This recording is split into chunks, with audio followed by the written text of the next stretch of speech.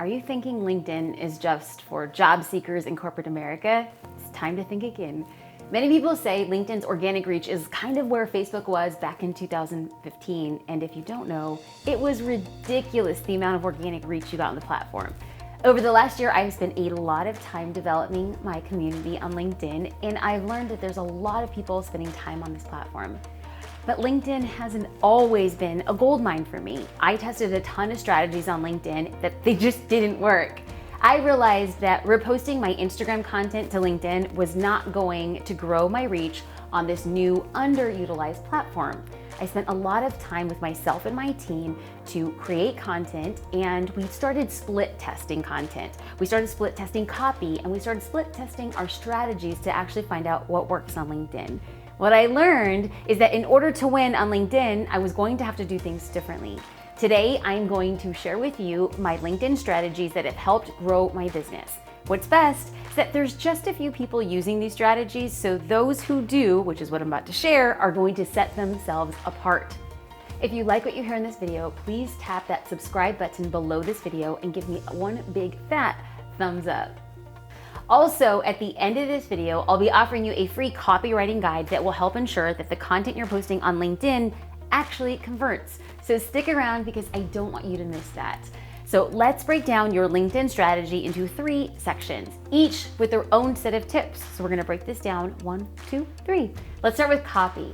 Let's start with copy tip number 1, and that's to use hooks to stop somebody scrolling on LinkedIn. This is asking an engaging question. This is identifying your audience, saying, hey, all CMOs in the Midwest.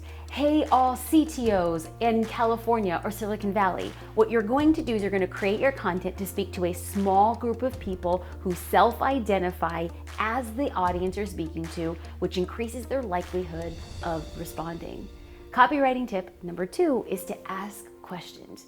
Did you know that when somebody comments on your LinkedIn post, your post is then shared to their followers? So asking questions that actually get people to respond is going to be what triggers the LinkedIn algorithm.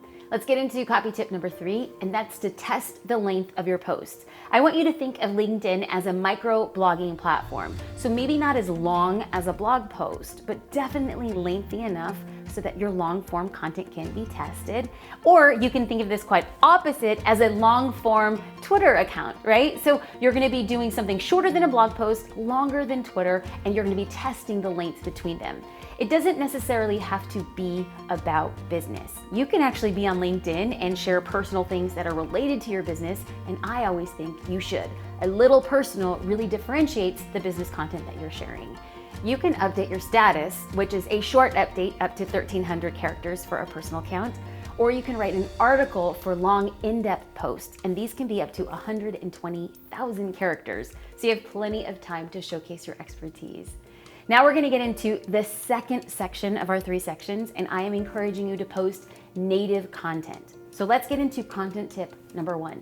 LinkedIn wants their users to spend as much time as possible on the platform. So you don't really want to post outside links. Like you don't want to be posting to your YouTube channel. What you want to do is upload the file directly into LinkedIn so people can watch your video on the platform.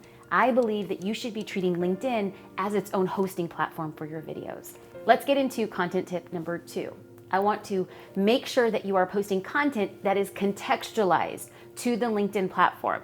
Now, I don't suggest copying and pasting the exact same content that you used on Facebook directly to LinkedIn. I want to jump into my LinkedIn and show you how I post similar content that I do on Instagram and Facebook, but I will repurpose it for LinkedIn. Let me give you an example. One of our members of Social Curator, her name is Alexis, and she was a baker, and she was wondering if she would be able to use social media to grow her following and platform. Well, she started posting out content on Facebook, and she learned that she was getting 90% of her leads from Facebook, and she doubled her business in a year. She then came to me and said, this content is working so well on Facebook, but why is it falling flat on LinkedIn? We had a conversation and I asked, what type of content are you sharing on Facebook? Just like, I'm sharing my cooking recipes, how I'm decorating my cookies, and it does really well. And then I said, Alexis, you're gonna have to contextualize the exact same post for LinkedIn users. Who's on LinkedIn? By and large, business people, members of C-suites. So you want to make sure that the content you're posting about baking actually makes sense and is contextualized for their world. So what would a baker be posting on LinkedIn? What are the best types of desserts to bring to the office during the holidays? What type of desserts can you bring in that are nut-free, that play well amongst cubicles, right? So it's going to be her same content, but the title and the objective is going to be tailored for who the audience is on LinkedIn. I'm talking about making a micro change, about 3% of a change to an overall post on Facebook that could then perform very well on LinkedIn because it's contextualized. The last part of our LinkedIn framework is to give the type of engagement that you want to get. So let's get into engagement tip number 1. I want you to comment on industry leaders and on your dream customers' content. We want to make sure that you are creating meaningful and thoughtful responses. I always recommend leaving comments that are more than 4 words on other people's LinkedIn articles, posts, and status updates, and even in your DMs, because comments are a digital handshake. Your responses and messages on LinkedIn make an online introduction to somebody else on behalf of your business. It's time to view LinkedIn as a networking party online, so be sure to go out of your way to say hello. Let's get into tip number 2 for engagement. I want you to respond to every comment that's been left on your posts. This helps trigger the LinkedIn algorithm, just like the algorithm on Instagram and Facebook. When you give the type of engagement that you want to get, what you're inadvertently doing and intentionally doing is creating relationships on LinkedIn. So you want to make sure that you're giving a comment, because then your comment will empower their post to show up on your feed. And when they give you a comment, it empowers your post to show up on their feed. So take a few seconds, make somebody's day, give before you ever expect anything back. Okay, friend, I hope that you have found these tips helpful, and I hope that you get started on that LinkedIn party really soon.